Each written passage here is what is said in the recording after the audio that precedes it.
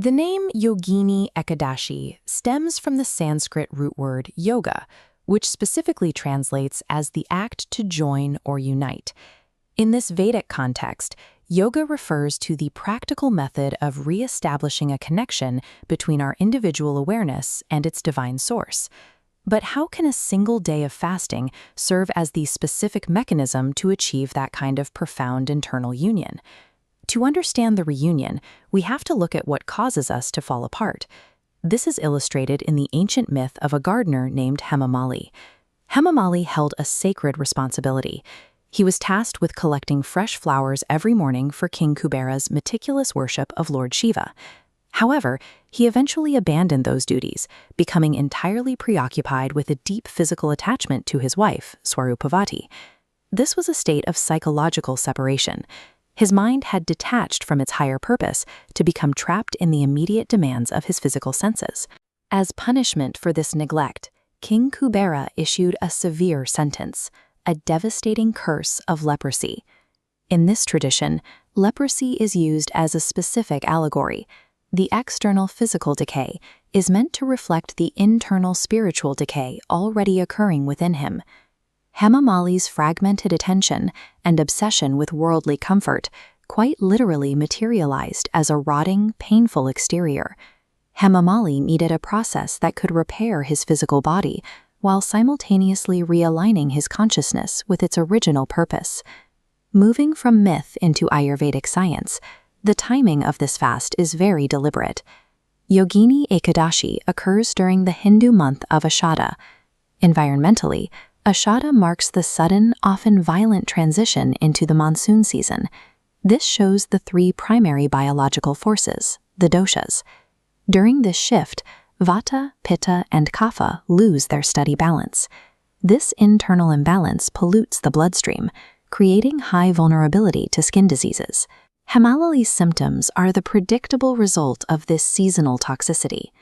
In the story, the sage Markandeya appears not just as a mystic, but as a physician who prescribes the Yogini Ekadashi fast as the specific remedy for Hemamali's condition. The ancient curse acts as an encoded medical diagnosis, warning of the physiological risks inherent in the monsoon transition. The primary mechanism of the fast is a strict dietary restriction to pure sattvic elements, using the types of Ayurvedic herbs and preparations shown here. By resting the digestive system, the body can redirect its entire energy supply toward purifying the blood and strengthening the immune system. This single fast provides the merit of feeding 88,000 Brahmins, practitioners who, like those in this photograph, represent a life of pure spiritual discipline. In this symbolic framework, the Brahmin represents a unit of pure, refined energy being reintroduced into the body. The number 88,000 corresponds precisely to the intricate network of subtle energy channels, or nadis, mapped in this silhouette. Fasting triggers a systemic flush, pushing refined energy through every one of these pathways to clear out accumulated blockages. This ritual abstinence functions as a systematic protocol for detoxifying the body's entire energetic infrastructure.